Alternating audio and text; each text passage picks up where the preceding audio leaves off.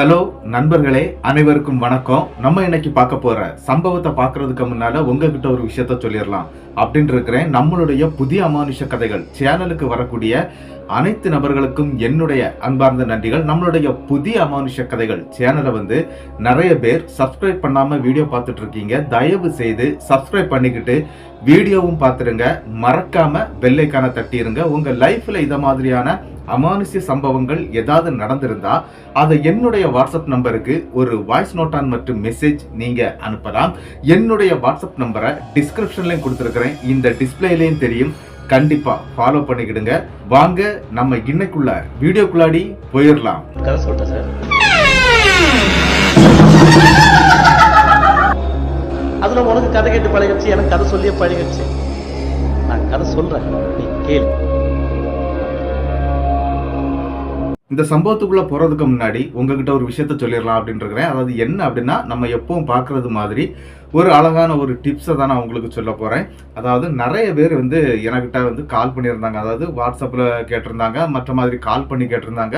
சின்ன டவுட்டை தான் கேட்டிருந்தாங்க. அந்த டவுட் அப்படிங்கிறதே ஒரு பெரிய விஷயம் அப்படிங்கிறதுக்காக தான் இந்த டிப்ஸை நான் உங்களுக்கு எடுத்துட்டு வந்திருக்கிறேன். என்ன அப்படின்னு பாத்தீங்கன்னா, இந்த கோவிலுக்கெல்லாம் எல்லாரும் போவீங்க. அதாவது செவ்வாய் அந்த மாதிரி காலகட்டத்தில எல்லாம் கோவிலுக்கு போகக்கூடிய ஆட்கள் இருக்கிறாங்க. சிலவங்க பிரதோஷம், ஆயில்யம் அப்படின்னு சொல்லக்கூடிய நாட்கள்லயும் கோவிலுக்கு போவாங்க. அது மட்டும் இல்ல, ஞாயிற்றுக்கிழமை சில பேர் கோவிலுக்கு போவாங்க. இந்த மாதிரி நாள் பார்க்காம கூட கோவிலுக்கு போகக்கூடிய ஆட்கள் இருக்கிறாங்க. ஆனா இவங்க கிட்ட ஒரு சின்ன பிரச்சனை இருக்குது. என்ன அப்படின்னா, எல்லாருக்கிட்டையும் இல்ல, அதாவது விஷயம் தெரிஞ்சவங்க கிட்ட இந்த மாதிரி பிரச்சனை இல்ல. இதுல என்ன விஷயம் அப்படின்னு பார்க்க போனீங்கன்னா, அர்ச்சனை தட்டு வாங்குவீங்க இல்லையா? அதாவது அங்க இருக்கக்கூடிய பூக்கடைகள்லயோ இதுல அர்ச்சனை தட்டு வாங்கலாம். அப்படி அர்ச்சனை தட்டு வாங்கும் போது அவங்க கிட்ட பேரம் பேசாதீங்க. அதாவது எந்த பொருளா இருந்தாலும் சரி, ஒரு எலுமிச்சம்பழமா இருந்தாலும் சரி, வெற்றிலையாக இருந்தாலும் சரி, இந்த மாதிரி பொருட்கள் வாங்கும் போது பேரம் பேசாதீங்க. என்ன காசு சொல்றாங்களோ அதை கொடுத்து அப்படியே வாங்கிட்டு போய் அர்ச்சனை பண்ணிருங்க. அந்த காசுக்கு அதாவது பேரம் பேசி குறைக்கிற வேலையை மட்டும் இந்த இடத்துல வைக்காதீங்க. அது எதனால அந்த பேரம் பேசக்கூடாது அப்படின்னு சொல்றேன்னா, கடவுளுக்கு நம்ம கொடுக்கும் போது பேரம் பேசி கொடுக்க கூடாது. அதுதான் விஷயமே. அதாவது என்ன அப்படின்னா, இந்த இடத்துல நம்ம போய் ஒரு கடையில போய் இந்த சாமிக்கு தான் அந்த படைக்க போறோம், அந்த பொருளை போய் நம்ம ரொம்ப பேரம் பேசி கம்மி பண்ணி குறைச்சி வாங்குறது, இந்த மாதிரி எல்லாம் நீங்க செய்தீங்க அப்படின்னா அதுக்குள்ள பலன் உங்களுக்கு கிடைக்காதுங்க. அதாவது எவ்வளவுதான் நீங்க அர்ச்சனை பண்ணிட்டு வந்தாலும் அந்த பலன் உங்களுக்கு கிடைக்காது.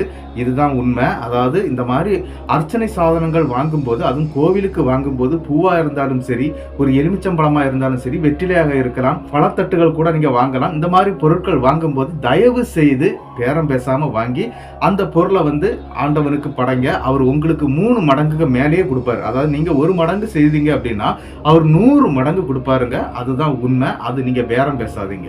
அடுத்தது இன்னொரு சின்ன விஷயம் இருக்குது. என்ன அப்படின்னு பாத்தீங்கன்னா, இந்த கோவிலுக்கு உள்ள போகும்போது யாருக்கும் தர்மம் பண்ணாதீங்க. அதாவது சைட்ல தான் இருப்பாங்க இல்லையா, அவங்களுக்கு போகும்போது தர்மம் பண்ணாதீங்க. கோவில்ல போய் சாமியை நல்லா கும்பிட்டுக்கிட்டு காணிக்கைகள் எல்லாம் நீங்க கொடுத்துக்கிட்டு வெளியில வரும்போது, வெளியில இருக்கக்கூடியவங்களுக்கு கையில இருந்து நீங்க எடுக்கக்கூடிய காசு, அது நீங்க சில்லறையா வச்சுக்கிடுங்க, எப்படினாலும் வச்சுக்கிடுங்க. எடுக்கக்கூடிய காசை கண்ணில் வச்சு பார்த்து இவ்வளவு இருக்குது, இவ்வளவு ரூபா தான் இவங்களுக்கு கொடுக்கணும் அப்படின்னு சொல்லிட்டு எண்ணி எண்ணி காசு போடாதீங்க. கையில அப்படி கொத்தா எடுத்து அதை பார்க்காமலேயே ஒவ்வொன்றா போட்டுட்டே வந்துருங்க.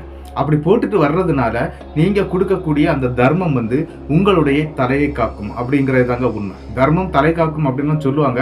ஆனா உண்மையிலே தர்மம் எப்படின்னா, இடது கைக்கு தெரியாம வலது கை கொடுக்கணுங்க அப்படின்னு சொல்ற விஷயம் என்ன தெரியுமா? நம்மளுடைய கண்கள் தான். நம்மளுடைய இடது பக்கம் இருக்கக்கூடிய கையா இருந்தாலும், காலா இருந்தாலும், கண்ணா இருந்தாலும், எதுனாலும் சரி, அந்த வலது பக்கம் கொடுக்கக்கூடிய விஷயத்த கவனிக்காதீங்க. கவனிக்காமலே அந்த சில்லறையாட்ட நீங்க மாத்தி வச்சுக்கிடுங்க. ஆல்ரெடி நீங்க போறதுக்கு முன்னால கொஞ்சம் சில்லறை மாத்தி வச்சுக்கிடுங்க. அதை ஒரு குத்துக்கு அப்படி கையில எடுத்துக்கிட்டு அவங்க தட்டுல நீங்க பார்க்க கூட வேண்டாம், அப்படியே போட்டுட்டே வந்துகிட்டே இருங்க.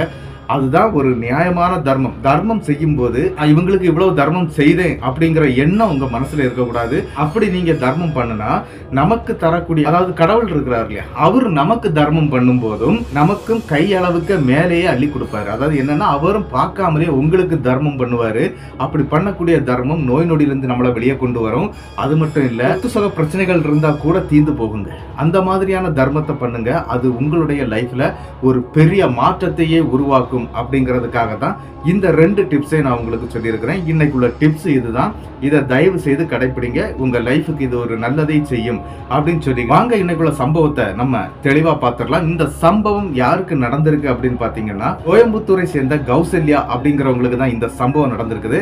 ஆனா சம்பவம் நடந்த இடம் திருச்சிராப்பள்ளி தான். அதாவது திருச்சியில தான் இந்த சம்பவமே அவங்களுக்கு நடக்குது. அது எப்படி என்ன அப்படிங்கறத நம்ம பார்த்துடலாம். அவங்களுடைய லைஃப்ல நடந்த, அதாவது கௌசல்யாவுடைய லைஃப்ல நடந்த ஒரு அதிபயங்கரமான ஒரு திகில் சம்பவம் தாங்க. கிட்டத்தட்ட 2016 காலகட்டத்துல தாங்க இந்த சம்பவம் நம்மளுடைய கௌசல்யாவுக்கு நடக்குது. கௌசல்யாவுக்கு அப்பா அம்மா ஒரு அண்ணன் இருக்கிறாரு. கௌசல்யாவும் காலேஜ் ஃபர்ஸ்ட் இயர் படிச்சு முடிச்சிட்டாங்க. அவங்களும் வீட்டுல தான் இருந்துட்டு இருக்காங்க. கௌசல்யாவுடைய அம்மாவுடைய தம்பின்னு சொல்லலாம். அப்படி ஒரு மாமா வந்து திருச்சியில இருக்கிறாரு. அப்படி திருச்சியில இருக்கக்கூடிய அந்த மாமாவுக்கு வந்து 2 மகள்கள் இருக்கிறாங்க. அதுல மூத்த மகள் வந்து இவங்கள மாதிரி தான், அதாவது கௌசல்யா மாதிரி தான். அவங்களும் ஃபர்ஸ்ட் இயர் முடிச்சிட்டாங்க. அவங்களுக்கு ஒரு இளைய ஒரு தங்கச்சி இருக்கிறாங்க. அவங்க 11ஆம் கிளாஸ் படிச்சுக்கிட்டு இருக்கிறாங்க. இப்படி அவங்க குடும்பமும் ஒரு சேஃப்டியான குடும்பம் தான். ஒரு நல்ல இடத்துல தாங்க வீடு போட்டு ரொம்ப நல்ல அழகா வாழ்ந்துட்டு இருக்கிறாங்க. என்ன அப்படின்னா, திருச்சி மாவட்டத்துல கிட்டத்தட்ட அந்த திருச்சி அப்படிங்கிற பகுதியில இருந்து ஒரு 20 கிலோமீட்டர் சரௌண்டிங்கள் உள்ளாடி இருக்கக்கூடிய ஒரு ஊரை சேர்ந்தவங்க தாங்க நம்மளுடைய கௌசல்யாவுடைய மாமனார். அவங்க வீட்டுக்கு அடிக்கடி இவங்க போய் தங்குறது வழக்கம். அதுல இன்னி ஒரு விஷயம் இருக்குது. என்ன அப்படின்னா, நம்மளுடைய கௌசல்யாவுடைய அண்ணன் இருக்கிறார் இல்லையா, அவருக்கும் அவங்க மாமாவுடைய மூத்த மகளுக்கும் கல்யாணம் பேசி வச்சிருக்கிறாங்க. என்ன அப்படின்னா, படிப்பு முடிஞ்சதும் கல்யாணம் பண்ணி வைக்கிற மாதிரி தான் அவங்களுடைய பிளான். அதனால இவங்க 2 பேருமே ஏதாவது லீவு கிடைச்சிருச்சு அப்படின்னா உடனே மாமனார் வீட்டுக்கு போயிருவாங்க. அவங்க மாமனார் வந்து திருச்சி பக்கத்துல, அதாவது ஒரு சிட்டியான இடத்துல வந்து ஒரு ஹோட்டல் வச்சு நடத்திட்டு இருக்காங்க. அவங்க அத்தை மற்றும் மாமா காலையில போயிட்டாங்க அப்படின்னா அவங்க வர்றதுக்கு எப்படி ஒரு 10-11 மணி ஆகும். அது வரைக்கும் அந்த பெண்கள் 2 பேருமே வீட்டுல தனியா தான் இருப்பாங்க. அதுக்கு பிறகு என்ன அப்படின்னா, பக்கத்துல, அதாவது வீட்டுடைய பக்கத்திலே இவங்க அத்தையுடைய அண்ணன்க 2 பேர் இருந்துட்டு இருக்கிறாங்க. அதாவது பக்கத்து வீடுன்னு சொல்லலாம். அவங்க எல்லாம் வந்து இந்த வீட்டுல வந்து இருக்கிறது, அதாவது அவங்களுடைய மனைவி மக்கள் இவங்க எல்லாம் வந்து இந்த வீட்டுல இருப்பாங்க. அப்படி ஒரு பெரிய குடும்பமா வாழ்ந்துட்டு வர்றாங்க நம்மளுடைய கௌசல்யாவுடைய மாமனார் குடும்பம். அந்த குடும்பத்துக்கு இவங்க அடிக்கடி போறது வழக்கம் தாங்க. இந்த 2016 காலகட்டத்துல என்ன நடக்குது அப்படின்னு பாத்தீங்கன்னா, நம்மளுடைய கௌசல்யா அவங்க அண்ணன் கௌசிக் இவங்க 2 பேருமே சேர்ந்து அங்க போறாங்க. எங்க அப்படின்னா, அவங்க மாமனார் வீட்டுக்கும் போறாங்க. அப்படி போய் தங்குறாங்க. என்ன அப்படின்னா, எங்களுக்கு ஒரு 15 நாள் லீவு கிடைச்சிருக்குங்க. காலேஜ் லீவு தான். அந்த 15 நாள்ல ஒரு 10 நாள் மாமா வீட்டுல நிக்கலாம் அப்படின்னு சொல்லிக்கிட்டு இவங்க கிளம்பி வந்துடுறாங்க. கோவையில இருந்து திருச்சி வந்துடுறாங்க. திருச்சிக்கு வந்த பிறகு என்ன நடக்குது அப்படின்னா, இவங்க வீட்டுக்கு வந்து சேர்றாங்க. ஒரு நாள் ரொம்ப சந்தோஷமா இருக்கிறாங்க. ஆனா அந்த வீட்டுல ஒரு சம்பவம் நடக்குது. என்ன அப்படின்னு பாத்தீங்கன்னா, அங்க இருக்கக்கூடிய 11ஆம் கிளாஸ் படிச்சுட்டு இருக்காங்க அப்படின்னு நான் சொன்னேன் இல்லையா, கௌசல்யாவுடைய அத்தை மகள், அதாவது 2வது பொண்ணு அப்படின்னு நான் சொன்னேன் இல்லையா, அந்த பொண்ணுக்கு பயங்கரமான ஜுரம் அடிச்சுக்கிட்டே இருக்குங்க. இந்த ஜுரத்தினால அவங்க என்ன பண்றாங்க அப்படின்னா, ஹாஸ்பிட்டலுக்கு கூட்டிட்டு போறது. ஹாஸ்பிட்டல்ல போய் அவங்க பார்க்கும்போது அந்த ஜுரம் ஓரளவுக்கு குறைஞ்சிருது. மறுபடியும் வீட்டுக்கு கூட்டிட்டு வர்றாங்க. வீட்டுக்கு கூட்டிட்டு வந்த பிறகு என்ன நடக்கும் அப்படின்னு பாத்தீங்கன்னா, சாயந்தர நேரத்துல மறுபடியும் அந்த ஜுரம் அப்படியே கூடுதுங்க. இப்படி எல்லாம் நடந்துகிட்டே இருந்துட்டு இருக்குது. அந்த டைம்ல தான் இவங்களும் அந்த வீட்டுக்கு போய் சேர்றாங்க. சரின்னு சொல்லிக்கிட்டு ஒரு நாள் என்ன நடக்குது அப்படின்னு பாத்தீங்கன்னா, இவங்க போன அன்னைக்கு நைட்டுன்னு சொல்றாங்க. அன்னைக்கு நைட் என்ன நடக்குது அப்படின்னு பாத்தீங்கன்னா, அந்த பெண்ணுக்கு பயங்கரமான குளிர் ஜுரம் ஏற்படுதுங்க. பயங்கரமான ஜுரம்னு சொல்லலாம். உடனே அவங்க அப்பாவும் அம்மாவும் என்ன பண்றாங்க அப்படின்னா, அதாவது கௌசல்யாவுடைய மாமனாரும் அத்தையும் என்ன பண்றாங்க அப்படின்னா, உடனே அவங்க கிட்ட இருக்கக்கூடிய ஒரு லோட் ஆட்டோ வச்சிருக்காங்க. அதாவது இந்த குட்டி யானைன்னு சொல்லக்கூடிய ஒரு ஆட்டோ வச்சிருக்காங்க. அது வந்து ஃபுல் கவர் பாடி அப்படின்னு சொல்லுவாங்க. அதாவது வேன் மாதிரி இருக்கும். அந்த வண்டியில ஏத்திக்கிட்டு நேரா ஹாஸ்பிட்டலும் கொண்டு போயிடுறாங்க. இந்த வீட்டுல நம்மளுடைய கௌசல்யாவுடைய அண்ணன் கௌசிக், அதுக்கு பிறகு அந்த பெண், மூத்த பெண் இருக்காங்க இல்லையா, அவங்க 3 பேரும் தான் வீட்டுல இருக்கிறாங்க. சரி, நான் ஹாஸ்பிட்டல் போயிட்டு வந்துடுறேன் அப்படின்னு சொல்லிட்டு ஒரு 11 மணிக்கு கிளம்புறாங்க. அப்படி ஹாஸ்பிட்டலுக்கு அந்த பொண்ணை கூட்டிட்டு போறாங்க. அங்க போகும்போது இந்த பொண்ணுக்கு பயங்கரமான குளிர் ஜுரம் அடிக்கிறதுனால அவங்க என்ன பண்றாங்க அப்படின்னா, அந்த பொண்ணு அங்க அட்மிட் பண்ணிடுறாங்க. சரி, அட்மிட் ஆயிட்டாங்க, இன்னும் என்ன பண்றது அப்படின்னு சொல்லிட்டு இவங்க அந்த ஹாஸ்பிட்டல்ல இருக்கிறாங்க. அந்த இடத்துல அந்த பொண்ணுக்கு ட்ரிப்ஸ் எல்லாம் ஏத்தப்படுது. கொஞ்ச நேரத்துல அந்த பொண்ணுடைய காய்ச்சல் கொஞ்சம் கொஞ்சமா குறையும் ஆரம்பிக்குது. ஆனா என்ன அப்படின்னா, ஒரு 10 நாளாட்டே இந்த பிரச்சனை பெருசாயிட்டே போறதுனால சரி ஒரு 2 நாள் நம்ம ஹாஸ்பிட்டல்லே வச்சு பாத்துடலாம் அப்படின்னு சொல்லி அந்த டாக்டரும் சொல்லிடுறாரு. சரின்னு சொல்லிக்கிட்டு இவங்களும் அங்கேயே தான் வெயிட் பண்றாங்க. உடனே அவங்க அத்தையும் சொல்றாங்க மாமா கிட்ட, அதாவது என்ன அப்படின்னா, அங்க பசங்க எல்லாம் தனியா இருக்கிறாங்க, நீங்க வீட்டுக்கு போங்க, நான் பிள்ளைய பாத்துக்கிடுறேன், ஏதாவது இருந்தா நான் கண்டிப்பா கால் பண்றேன், நீங்க வந்துடலாம் இல்லையா, ஏன்னா பக்கம் தாங்க, ஒரு 3 கிலோமீட்டர் தாங்க தூரம் இருக்குது. அதனால அவரும் சரிம்மா நான் போயிட்டு வர்றேன் அப்படின்னு சொல்லிக்கிட்டு அவங்க மாமாவும் கிளம்பி வீட்டுக்கு வந்துடுறாரு. மாமா வந்த உடனே என்ன நடக்குதுன்னா இவங்க யாருமே தூங்கலைங்க. அப்படியே அந்த ஹாலில் இருந்து டிவியை பார்த்துக்கிட்டு அப்படியே உட்கார்ந்துருக்காங்க. ஏன்னா இவங்க யாராவது வருவாங்க அப்படிங்கிற ஒரு கணக்கில் தாங்க உட்கார்ந்துருக்காங்க. அதே மாதிரி அவங்க மாமாவும் வீட்டுக்குள்ள வந்து ஏறுறாரு. வீட்டுக்குள்ள வந்தவர் என்னமா நீங்க தூங்கலையா அப்படின்னு சொல்லி கேட்கவே அந்த இடத்துல அந்த பொண்ணுக்கு என்னாச்சு அப்படின்னு சொல்லி விசாரிக்கிறாங்க. சரி அவங்கள இந்த மாதிரி அட்மிட் பண்ணிட்டோம், இனி நாளைக்கு காலையில போய் டிஸ்சார்ஜ் பண்ணி கூட்டிட்டு வந்துடலாமா, காய்ச்சல் குறைஞ்சிடுச்சு அப்படிங்கிற மாதிரி அவங்க மாமனாரும் சொல்ல சரின்னு சொல்லிக்கிட்டு அந்த அண்ணி இருக்கிறாங்க இல்லையா, அதாவது கௌசல்யாவுடைய அண்ணனை கல்யாணம் பண்ண போற அந்த பொண்ணு, அதாவது கௌசல்யாவுடைய அண்ணின்னு சொல்லலாங்க, அவங்க 2 பேரும் அதாவது கௌசல்யாவும் அந்த பொண்ணும் சேர்ந்து ஒரு ரூம்ல தூங்குறாங்க. இந்த இடத்துல என்ன நடக்குது அப்படின்னு பாத்தீங்கன்னா மாமனார் மருமகன் 2 பேருமே இன்னொரு ரூம்ல தூங்குறாங்க. சரி காலையில பாத்துக்கலாம்னு சொல்லிட்டு வீடெல்லாம் லாக் பண்ணிட்டு எல்லாரும் தூங்குறாங்க. கிட்டத்தட்ட இந்த சம்பவம்லாம் நடந்து முடியும் போது ஒரு 12:30 மணி ஆயிருதுங்க. ஒரு 1 மணி நேரம் எல்லாரும் ஜம்முன்னு தூங்கிடுறாங்க. அதாவது ஒரு 1:30 மணி இருக்குங்க. அந்த நேரத்துக்கு ஒரு அதிபயங்கரமான சம்பவம் அந்த வீட்டுக்குள்ள நடக்குது. என்ன அப்படின்னு பாத்தீங்கன்னா திடீர்னு நம்மளுடைய கௌசல்யா தாங்க முழிக்கிறாங்க. அதாவது அவங்க அந்த ரூமுக்குள்ள இருந்து முழிக்கிறாங்க. 0 வால்ட் பல்பு வெளிச்சத்துல தான் அவங்க தூங்கிக்கிட்டு இருக்கிறாங்க. அந்த நேரத்துக்கு அவங்களுக்கு முழிப்பும் வருது. அதாவது மணி வந்து கரெக்டா ஒரு 1:30 தாண்டுதுங்க. அந்த நேரத்துல இவங்களுக்கு பயங்கரமாட்டு தண்ணி தாகம் ஏற்படுது. என்னன்னா இதுவரைக்கும் அந்த மாதிரி ராத்திரி நேரத்துல அவங்களுக்கு தண்ணி தாகம் ஏற்பட்டது கிடையாது. ஆனா இந்த இடத்துல அவங்களுக்கு பயங்கரமா தண்ணி தாகம் ஏற்படுது. உடனே முழிக்கிறாங்க. முழிக்கும் போது இன்னி ஒரு சம்பவம் நடக்குது. என்ன அப்படின்னு பாத்தீங்கன்னா அந்த ரூமுக்குள்ளாடி பயங்கரமான ஒரு கெட்ட வாடை வீசுதுங்க. இந்த கெட்ட வாடை வீசின உடனே கௌசல்யா என்ன பண்றாங்க அப்படின்னா டக்குன்னு லைட்டை போட்டு ரூமுக்குள்ள பாக்குறாங்க. அதாவது அவங்க படுத்திருக்கக்கூடிய ரூமை பார்க்கும்போது தன்னுடைய அண்ணி வந்து நன்றாக தூங்கிக்கிட்டு இருக்காங்க. ஆனா இவங்க மட்டும் தான் முழிச்சிருக்காங்க. முழிச்சிட்டு பார்க்கும்போது பயங்கரமா அந்த ஸ்மெல் வருது. இது எங்க இருந்துடா அந்த ஸ்மெல் வருது அப்படின்னு சொல்லிக்கிட்டு பக்கத்துல இருக்கக்கூடிய பாத்ரூம் எல்லாம் போய் பாத்ரூமை ஓபன் பண்ணி பாக்குறாங்க. அப்படி பாத்ரூமை ஓபன் பண்ணி பார்க்கும்போது அங்கேயும் எதுவுமே இல்லைங்க. ரொம்ப நீட்டா தான் இருக்குது. அங்க இருந்து வேற ஒரு வாசனை தான் வந்துட்டு இருக்குது. சரி இப்போ இந்த இடத்துல அடிக்கக்கூடிய அந்த நாற்றம் என்னது அப்படின்னு சொல்லிட்டு யோசிச்சுக்கிட்டு அந்த ஸ்மெல் எங்க இருந்து வருது அப்படின்னு சொல்லிக்கிட்டு அவங்க வந்து ஃப்ரண்ட்ல இருக்கக்கூடிய டோரை ஓபன் பண்றாங்க. அதாவது ரூம் டோரை ஓபன் பண்ணி ஹாலுக்குள்ள வர்றாங்க. ஹாலுக்குள்ள வரும்போது ஹாலில் பயங்கரமா அந்த ஸ்மெல் அடிக்குது. அப்போ இவங்களுக்கு புரிஞ்சிருது என்ன அப்படின்னா ஸ்மெல்லு வந்து ரூமுக்குள்ள இல்ல வெளியே தான், அதாவது ஹாலில் தான் இருக்குது அப்படின்னு சொல்லிக்கிட்டு ஹாலில் இருக்கக்கூடிய பகுதிக்கு வந்து பார்க்குறாங்க. லைட் ஆன் பண்ணுறாங்க. லைட் ஆன் பண்ணிக்கிட்டு பார்க்கும்போது அங்கே எதுவுமே இல்லைங்க. ரொம்ப தேடுறாங்க, ஹாலு ஃபுல்லாகவே தேடுறாங்க. அப்படி தேடி பார்க்கும்போது அங்கே எதுவுமே இல்லை. இவங்களுக்கு பயங்கரமாக தண்ணி தாகம் ஏற்படுது. அந்த தண்ணி தாகம் கூட இந்த நாற்றத்தினால தான் அவங்களுக்கு அந்த தண்ணி தாகம் ஏற்படுது அப்படின்னு கூட சொல்லலாங்க. அந்த அளவுக்கு அந்த நாற்றம் இருந்திருக்குது. இவங்களை என்ன பண்ணுறாங்க அப்படின்னா பக்கத்து ரூமில் தானே அவங்க அண்ணன் படுத்திருக்கிறாரு, அதாவது மாமாவும் அண்ணனும் படுத்திருக்காங்க. அந்த ரூமுடைய அந்த டோரை லைட்டை ஓப்பன் பண்ணி பார்க்குறாங்க. எதுக்கு அப்படின்னா டோர் ஓப்பன் ஆகி இருக்குதா இல்லை ஃபுல்லாக லாக் பண்ணியிருக்கிறாங்களா அப்படின்னு பார்க்கும்போது அந்த டோர் ஓப்பன் ஆகக்கூடிய கண்டிஷனில் தான் இருக்குது. அப்படி திறந்து பார்க்கும்போது அவங்க மாமனார் அண்ணன் கட்டில் நல்ல அழகாக தூங்கிட்டு இருக்கிறாங்க. அந்த 0 வால்ட் பல்ப் வெளிச்சத்தில் பார்த்துக்கிட்டு அந்த சத்தமே இல்லாமல் அந்த டோரை சாத்த முடியாதான். என்ன அப்படின்னா டோரை திறக்கும் போதே ஒரு கீச் அப்படின்னு சொல்லிட்டு ஒரு சத்தம் கேட்கும். அதே போல் அடைக்கும் போதும் ஒரு சத்தம் கேட்கும். அப்படி ஒரு சத்தத்தோட தான் அடைக்கிறாங்க. ஆனால் அவங்க முழிக்கல. இவங்களும் என்ன பண்ணுறாங்க அப்படின்னா கிச்சன்ல போய் அங்க இருக்கக்கூடிய அந்த ஃப்ரீசர் பிரிட்ஜை திறக்கிறாங்க. திறந்து அதுல இருந்து கொஞ்சம் தண்ணீர் எடுத்துக்கிட்டு அப்படியே குடிச்சுக்கிட்டே இவங்க என்ன யோசிக்கிறாங்க அப்படின்னா இந்த ஸ்மெல் எங்கிருந்து வருது, ஒருவேளை இந்த கிச்சனுக்குள்ள இருந்து தான் வருதா அப்படின்னு சொல்லி கிச்சனையும் அவங்க செக் பண்றாங்க. கிச்சன்லயே அந்த மாதிரி ஸ்மெல் இல்லை. ஆனா அவங்க அண்ணனுடைய ரூமை திறக்கும் போதும் அந்த ஸ்மெல் இல்லைங்க. இவங்க என்ன பண்றாங்க அப்படின்னா சரி கொஞ்ச நேரம் அந்த இடத்துல நின்று அப்படி தண்ணீரை குடிச்சுக்கிட்டு மெல்ல மெல்லமா நடந்து அந்த ஹாலில் மறுபடியும் தேடுறாங்க ஏதாவது இருக்குமா அப்படின்னு சொல்லிட்டு. எதுவுமே இல்லை. ஆனா அந்த நேரத்துக்கு அந்த ஸ்மெல் வந்து இல்லாமலே போகுது. சரி அந்த ஸ்மெல்லு போயிடுச்சு. அவங்க என்ன நினைக்கிறாங்க அப்படின்னாக்கி ஏதாவது கேஸ் வந்திருக்கும், அந்த கேஸோடைய ஸ்மெல்லு தான் இந்த இடத்துல அடிச்சுட்டு இருக்குது அப்படின்னு தாங்க நினைச்சிருக்காங்க. ஆனா என்ன பண்றாங்க அப்படின்னா டோரை திறந்துகிட்டு, அதாவது அந்த ரூம் டோரை திறந்துகிட்டு தன்னுடைய அண்ணி கிட்ட போய் இவங்க படுக்கவும் செய்துடுறாங்க. இது அப்படியே அன்னைக்கு நைட்டு முடிஞ்சு போயிருதுங்க. மறுநாள் காலையில என்ன நடக்குது அப்படின்னு பாத்தீங்கன்னா இந்த பொண்ணை ஹாஸ்பிட்டல்ல சேர்த்திருந்தாங்க இல்லையா அந்த சின்ன பொண்ணை, அந்த பொண்ணுக்கு வந்து மறுபடியும் காய்ச்சல் வந்து ரொம்ப அதிகமா இருக்குது அப்படின்னு சொல்லிக்கிட்டு அங்க ஹாஸ்பிட்டல்ல மறுபடியும் ட்ரீட்மெண்ட் போயிட்டு இருக்குது. கௌசல்யாவுடைய மாமா அன்னைக்கு ஹோட்டலுக்கே போகலைங்க. அங்க என்ன பண்ணிட்டாங்க அப்படின்னா அவங்க அம்மா அங்க இருக்கிறாங்க இல்லையா, அதாவது மாமியார் அங்க இருக்கிறாங்க. அதனால அவரும் ஹாஸ்பிட்டல் போயிடுறாரு. ஹாஸ்பிட்டல்ல போய் பார்க்கும்போது அந்த பொண்ணுக்கு ரொம்பவே உடம்பு முடியாம ரொம்ப கஷ்டப்பட்டுட்டு இருக்கிறதா அவங்க மாமனார் தான் பாக்குறாரு. பார்த்துக்கிட்டு என்னடா இப்படி ஆயிப்போச்சு நம்ம பிள்ளைக்கு அப்படின்னு சொல்லிட்டு அவரும் ஹாஸ்பிட்டல்ல இருக்கிறாரு. அங்க இருந்து கால் பண்றாரு. யாருக்கு அப்படின்னா அவங்களுடைய மூத்த மகளுக்கு.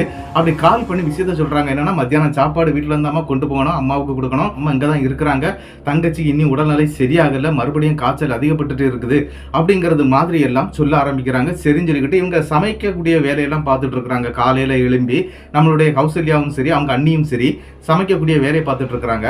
ஆனா அவங்க கௌசல்யாவுடைய அண்ணன் இருக்கிறார் இல்லையா, அவர் என்ன பண்றாரு அப்படின்னா ரூமை விட்டு வெளியே வர்றாரு. அப்படி வெளியே வரும்போது அவர் எப்பவும் சரி காலையில எந்திரிச்ச உடனே பல்லு தேய்ச்சிட்டு அவர் என்ன பண்ணுவார் அப்படின்னா காஃபியை குடிப்பாரு. ஆனா அன்னைக்கு அவர் கொஞ்சம் டிஃப்ரெண்டான ஒரு வேலை பார்க்குறாரு. என்ன அப்படின்னா எந்திரிச்சு வந்த உடனே எனக்கு டீ கொடு அப்படின்னு சொல்லிட்டு கேட்க ஆரம்பிக்கிறாரு. அதே மாதிரி அவங்களும் டீயை கையில கொடுத்துட்றாங்க. அந்த நேரத்துக்கு தங்கச்சியான கௌசல்யா என்ன பண்றாங்க அப்படின்னா பல்ல தேய்ச்சிட்டு வந்து டீயை குடுறா அப்படின்னு சொல்லிக்கிட்டு கத்துறாங்க. இப்படி கத்தும்போது பயங்கரமாட்டு அவங்கள பார்த்து ஒரு சீரல் சீரி இருக்கிறாரு அவங்க அண்ணன். என்ன அப்படின்னா உன் வேலையை பாருடி எனக்கு தெரியும்டி அப்படின்னு சொல்லிட்டு கொஞ்சம் மரியாதை குறைவாகவே பேசியிருக்கிறாங்க. அது அந்த இடத்துல கௌசல்யாவுக்கு அது வித்தியாசமா இருந்திருக்குது. என்ன அப்படின்னா அவங்க அண்ணன் வந்து எப்பவும் சரி தன்னுடைய தங்கை வந்து ஒரு வார்த்தை கூட டீ போட்டு பேச மாட்டாராம். ரொம்ப அன்பான மனுஷன் அப்படின்னு சொல்லப்படுதுங்க. ஆனா இவர் இந்த இடத்துல இப்படி பேசும்போது கௌசல்யாவுக்கு மனதளவில் கொஞ்சம் நொந்து போறாங்க அப்படின்னு கூட சொல்லலாம். அந்த மாதிரி நடக்குதுங்க. சரின்னு சொல்லிக்கிட்டு அன்னைக்கு இந்த மேட்டர் அப்படியே முடியுது. அதன் பிறகு என்ன நடக்குது அப்படின்னு பாத்தீங்கன்னா தங்கச்சியுடைய காய்ச்சல் வந்து கம்ப்ளீட்டா நீட் ஆயிடுச்சு அப்படிங்கறது மாதிரி ஹாஸ்பிட்டல்லையும் சொல்லிடுறாங்க. இன்னைக்கு ஒரு நைட்டு தங்கிக்கிட்டு நாளைக்கு நீங்க கூட்டிட்டு போயிடலாம் அப்படின்னு சொல்லிக்கிட்டு அவங்க 2 பேருமே அன்னைக்கு அங்கதான் இருக்கிறாங்க. இந்த வீட்டுல வந்து யாரெல்லாம் இருக்கிறாங்க அப்படின்னு பாத்தீங்கன்னா கௌசல்யாவுடைய அண்ணன், அதுக்கு பிறகு அவங்க அண்ணி தான் இருக்கிறாங்க. கௌசல்யாவும் அவங்க அண்ணியும் ஒரு ரூம்ல தூங்கிட்டு இருக்காங்க. நம்மளுடைய கௌசல்யாவுடைய அண்ணன் வந்து என்ன பண்றாரு அப்படின்னா பக்கத்துல அவங்க மாமனார் ரூம் இருக்குன்னு சொன்னேன், ஏற்கனவே தூங்கின ரூம் தான், அந்த ரூம்ல தூங்கிட்டு இருக்காங்க. அன்னைக்கு நைட்டும் இதே மாதிரியான ஒரு சம்பவம் கௌசல்யாவுக்கு நடக்குது. கௌசல்யா அதாவது பயங்கர தண்ணி தாகத்தோட மறுபடியும் எந்திக்கிறாங்க. பயங்கரமான கெட்ட வாடை அந்த இடத்துக்குள்ளாடி வீசுது. அவங்களுக்கு புரியுது என்ன அப்படின்னா ஏதோ அழுகி போன வாசனைங்க, அதாவது மாமிசம் அழுகி போன நாற்றம் அடிக்குமோ அதே மாதிரியான வாசனை அந்த வீட்டுக்குள்ள வீசுது அப்படிங்கிறத அவங்க புரிஞ்சுக்கிடுறாங்க. உடனே அவங்க அண்ணியை தான் டக்குன்னு தட்டி எழுப்பதுக்கு முயற்சி பண்றாங்க. ஆனா அவங்க அண்ணி தூக்கத்துல பயங்கரமான ஆள் அப்படின்னு கூட சொல்லலாம். என்ன அப்படின்னா எந்திக்கிறதே கிடையாது அப்படிங்கிற மாதிரி படுத்து தூங்கிட்டு இருக்கிறாங்க. இதை பார்த்தோன்னா சரி அண்ணி எழுப்ப வேண்டாம், நம்ம அண்ணனை எழுப்பலாம் அப்படின்னு சொல்லிக்கிட்டு டக்குன்னு டோரை திறந்து ஹாலுக்கு வரும்போது அவங்க அண்ணன் என்ன பண்றாரு அப்படின்னா அந்த ஹாலில் இருக்கக்கூடிய சோபா செட்ல அப்படியே உட்காந்து டிவியை பார்த்து இருக்கிறாரு. அதாவது டிவி இருக்கக்கூடிய சைடு அப்படின்னு சொன்னா கிச்சன் பக்கத்துல இருக்குது. ஹால்ல இருந்து கிச்சன் செவரோட சேர்ந்து தாங்க டிவி இருக்குது. ஹால்ல இருந்து அப்படியே டிவியை பார்த்துக்கிட்டே இருக்கிறாரு. அப்படி பார்த்துட்டு இருக்கும்போது இவங்க எழுந்தி வெளியே வர்றாங்க. என்னடா அண்ணன் இந்த நேரத்துல இந்த மாதிரி உட்கார்ந்து இருக்கிறான், ஆனா டிவி சும்மா தான் இருக்குதுங்க, டிவி ஒன்றும் ஓடவில்லை, ஆனா சோபா செட்ல அப்படியே உட்கார்ந்து இருக்கிறாருங்க. இதை பார்த்த உடனே கௌசல்யாவுக்கு ஒரு விஷயம் தோணுது, எதுக்கு இவன் இந்த மாதிரி வந்து உட்கார்ந்து இருக்கிறான், நாற்றம் வேற அடிக்குது அப்படின்னு சொல்லிக்கிட்டு டக்குன்னு அந்த லைட் ஆன் பண்றாங்க. அதாவது ஹாலில் உள்ள லைட் ஆன் பண்றாங்க.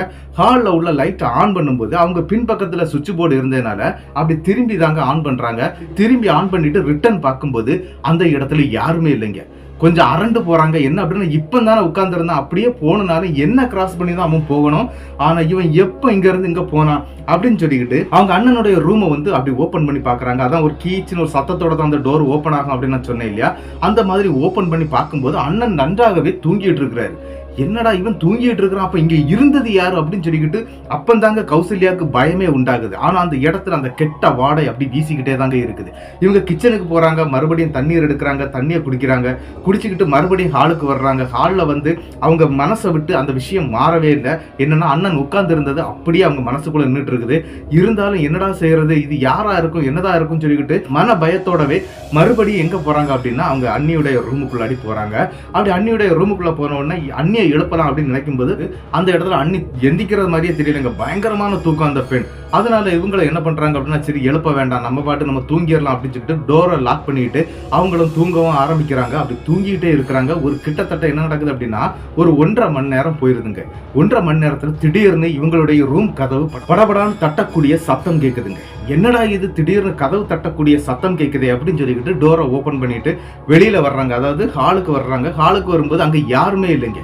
யாருடா கதவை தட்டினது, அண்ணனா இருக்குமோ அப்படின்னு சொல்லிட்டு மறுபடியும் அண்ணனுடைய டோர், அதாவது அந்த ரூமுடைய டோரை வந்து ஓபன் பண்ணி பாக்குறாங்க.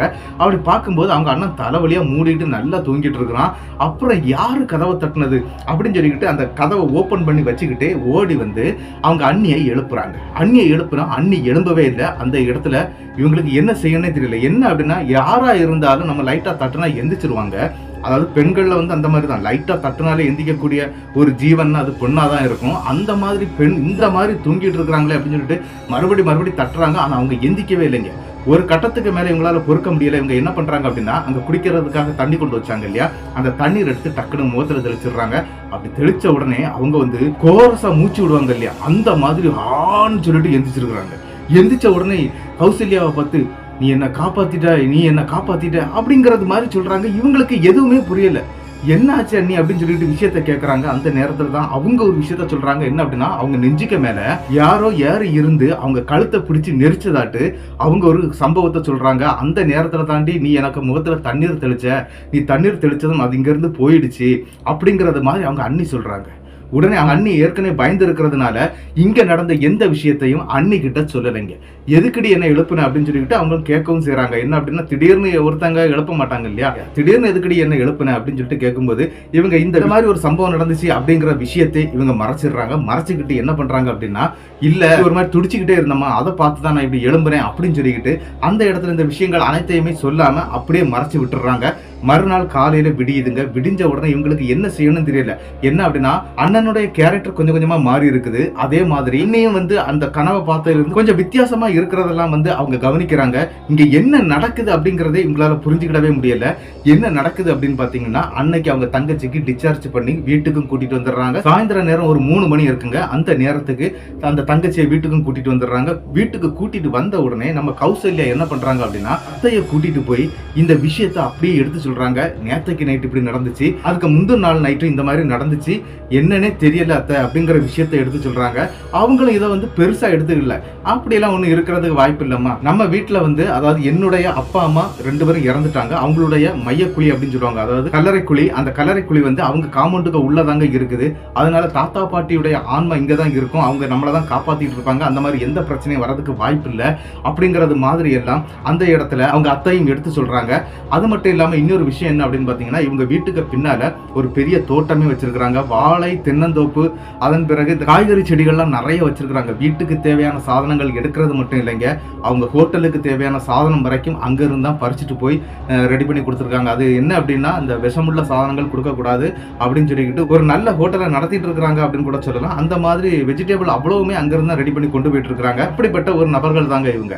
என்ன நடக்குது அப்படின்னு பாத்தீங்கன்னா, அவங்க தங்கச்சி டிஸ்சார்ஜ் ஆகி வீட்டுக்கு வந்தாங்க இல்லையா, வீட்டுக்கு வந்த பிறகு என்ன நடக்குது அப்படின்னு பாத்தீங்கன்னா, கொஞ்சம் டீசென்டாட்டு போயிட்டே இருக்குது. அதுக்கு பிறகு அவங்க அண்ணன் வந்து நார்மலா இருக்கிறத அவங்க பாக்குறாங்க. அது மட்டும் இல்ல, அவங்க அண்ணி கிட்ட விஷயத்த கேட்கும்போது அன்னைக்கு நைட்டு நடந்த விஷயமே அவங்களுக்கு மறந்து போச்சுங்க. அதாவது அவங்க கனவுல முடிச்சாங்க இல்லையா, இந்த மாதிரி கழுத்தை அமுக்கிச்சு அப்படி இப்படிலாம் சொன்னாங்க இல்லையா, அது கூட அந்த பெண்ணுக்கு ஞாபகம் இல்லை. இதையெல்லாம் கேட்டு பாக்குறாங்க, எதையுமே சொல்லல. கடைசியா நம்ம கௌசல்யா என்ன பண்றாங்க அப்படின்னா, சரி நம்ம மாமனார்கிட்ட பேசிடலாம்.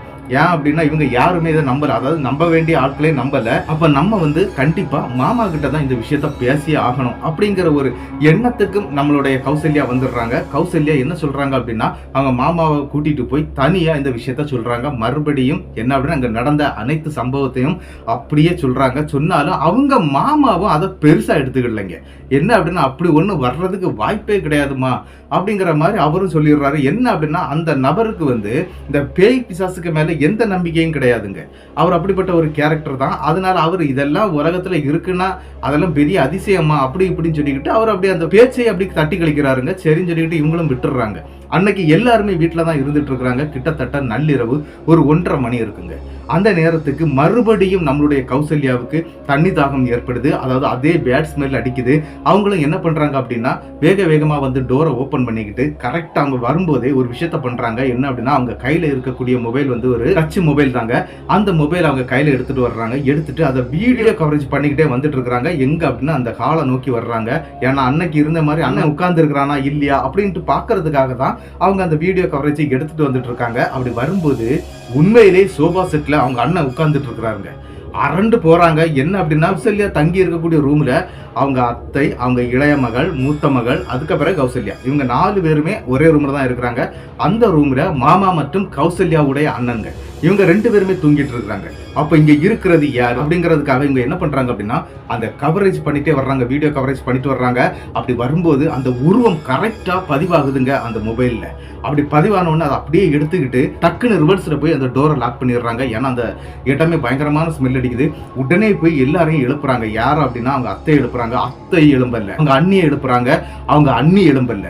அந்த சின்ன பொண்ணை எழுப்பி பாக்குறாங்க, அவங்களும் எழும்பல. இவங்களுக்கு பயங்கரமான அதிர்ச்சி, இங்க என்ன நடக்குது அப்படிங்கிற மாதிரி. மறுபடியும் குடிக்கக்கூடிய தண்ணீரை வந்து ஆல்ரெடி எடுத்து வச்சிட்டாங்க. அந்த தண்ணீரை எடுத்து டக் டக்குன்னு இவங்க 3 பேருக்கு முகத்திலையும் தொளிச்சு விடுறாங்க. தொளிச்சு விட்டோன்னு இவங்க அப்படியே அப்பேறி ஆவேறி எந்திக்கிறாங்க. என்ன அப்படின்னா எதையோ பார்த்து பயந்த ஒரு ஃபீலிங்ஸ்ல அப்படியே எந்திரிச்சு உட்கார்ந்து இருக்கிறாங்க. என்ன காப்பாத்திட்டமா அப்படிங்கிற மாதிரி 3 பேருமே சொல்றாங்க. இவங்களுக்கு தூக்கி வாரி போட்டுருது. என்ன நடந்துச்சுன்னு கேட்கும்போது அவங்களும் அதே சம்பவத்தை சொல்றாங்க. என்ன அப்படின்னா எங்க நெஞ்சுக்கு மேல ஏறி இருந்து யாரோ எங்க கழுத்தை பயங்கரமா நெரிச்சாங்க, நீ தண்ணீர் தெளிச்சதும் அது ஓடிடுச்சு அப்படிங்கிற விஷயத்த அப்படி சொல்றாங்க. அப்படி சொன்ன உடனே அந்த இடத்துல நம்மளுடைய கௌசல்யா என்ன பண்றாங்க அப்படின்னா, இதைத்தான் நான் வந்த உடனே உங்கள்கிட்ட சொன்னேன், இந்த மாதிரி பிரச்சனை நடந்துட்டு இருக்குது, என்ன ஏதுன்னு பாருங்க அப்படின்னு சொன்னேன். ஆனா நீங்க யாருமே அதை பத்தி கேட்கலையே அப்படிங்கிற மாதிரி இவங்க போய் திட்டம் செய்யறாங்க. மறுபடியும் அந்த மொபைல் எடுத்து காட்டுறாங்க. அந்த மொபைல் எடுத்து காட்டும்போது அந்த சோபா செட்ல அவங்க அண்ணன் உட்கார்ந்து இருக்கிறது தெரியுது. இது என்னம்மா உங்க அண்ணன் ஏமா இந்த டைம்ல போய் உட்கார்ந்து இருக்கிறான் அப்படின்னு சொல்லும்போது, நீங்க எந்திரிச்சு வாங்க அப்படின்னு சொல்லிக்கிட்டு அவங்க அத்தையை வந்து கூப்பிட்டுக்கிட்டு முதல்ல வர்றாங்க. அந்த 2 பெண்களை அங்க இருக்க சொல்லிக்கிட்டு அவங்க அத்தையை மட்டும்தாங்க கூப்பிட்டுக்கிட்டு அந்த டோரை ஓபன் பண்றாங்க. ஓபன் பண்ணி பார்க்கும்போது அங்க யாருமே இல்லை. ஆனா இவங்க நம்பவும் இல்லை அந்த டைம்ல கூட. என்ன அப்படின்னா அந்த மாதிரி ஒரு உருவம் அந்த இடத்துல இருந்ததை இவங்க வீடியோ எடுத்து வச்சிருக்கிறது அவங்க நம்பவே இல்லை. இருந்தாலும் என்ன நடக்குது அப்படின்னு பாத்தீங்கன்னா, பக்கத்து டோரை ஓபன் பண்ணி காட்டுறாங்க. அப்படி காட்டும்போது அவங்க நல்லா தூங்கிட்டு இருக்கிறாங்க. யாரு அப்படின்னா கௌசல்யோட அண்ணனும் சரி அவங்க மாமாவும் சரி நல்லா தூங்கிட்டு இருக்கிறாங்க. அதன் பிறகு எப்படி நான் அந்த வீடியோ எடுத்தேன் அப்படின்னு சொல்லிட்டு அந்த டைமை காட்டுறாங்க. அதாவது அந்த வீடியோ எடுக்கும்போது டைம் ஓடும் இல்லையா, அந்த டைமை கரெக்டாக காட்டுறாங்க. இந்த டைம்ல தான் நான் எடுத்தேன் அப்படின்னு சொல்லி காட்டும்போது தான் அவங்க அத்தையே நம்பி இருக்கிறாங்க. ஒருவேளை நம்ம வீட்டுக்குள்ள ஏதோ ஒன்று இருக்குமோ அப்படின்னு சொல்லிக்கிட்டு ஒரு பயத்தோட தாங்க அன்னைக்கு நைட்டை வந்து கழிக்கிறாங்க. என்ன அப்படின்னா அவங்க அத்தையும் தூங்கலை, அவங்க பிள்ளைகளும் தூங்கலை, நம்மளுடைய கௌசல்யாவும் தூங்கலைங்க. அன்னைக்கு ஃபுல்லாவே விடிய விடிய முடிச்சிருந்துருக்காங்க. மறுநாள் காலையில விடிஞ்சதுமே கௌசல்யாவுடைய மாமனாரை எழுப்புறாங்க, விஷயத்த சொல்றாங்க. இந்த மாதிரி ஆயிடுச்சுங்க, நீங்க இன்னைக்கு ஹோட்டலுக்கு போக வேண்டாம், நம்ம வீட்டுல ஏதோ ஒரு பெரிய பிரச்சனை வந்திருக்குது, அது என்ன ஏதுன்னு தெரியல, நம்ம அப்பா அம்மாவெல்லாம் இருந்த பிறகு, அதாவது அப்பா அம்மாவோட ஆன்மாக்கள்லாம் இருந்த பிறகும் இது உள்ள வந்திருக்குதே, இது ஏதோ ஒரு பெரிய பிரச்சனை அப்படிங்கிற விஷயத்தை எல்லாம் சொல்ல அந்த இடத்துல சரின்னு சொல்லிக்கிட்டு பார்க்கும்போது இந்த நபர், அதாவது யார் அப்படின்னா கௌசல்யாவுடைய அண்ணன் இருக்கிறார் இல்லையா, அவர் கொஞ்சம் வித்தியாசமாட்டு நடந்துக்கிறத அந்த இடத்துல பாக்குறாங்க. என்ன அப்படின்னா சரி பல்லு தேய்ச்சிட்டு தானே டீ குடிப்பாங்க, ஆனா என்ன நடந்துச்சு அப்படின்னு பாத்தீங்கன்னா ஓடி போய் பச்சை பாலுங்க, அதாவது பாக்கெட் பாலை கடிச்சு சர்றன்னு உறிஞ்சிடுறாருங்க, உறிஞ்சு குடிக்கிறாரு. அதை பாக்குறாங்க, என்னடா பண்ணி தொலைக்கிற அப்படின்னு சொல்லிக்கிட்டு அந்த இடத்துல அவங்க மாமனாரும் கத்த மாமியாரும் கத்த, எது நடந்தாலும் அவர் எதையுமே கவனிக்காம அந்த மாதிரி பண்ணிட்டு இருக்கும்போது திடீர்னு அவர் சுய நினைவுக்கு வர்றாருங்க. வந்துக்கிட்டு நான் எப்படி இங்கே வந்தேன், நான் இதை எப்படி பண்ணினேன் அப்படிங்கிற மாதிரி அவங்க பேச ஆரம்பிக்கிறாங்க.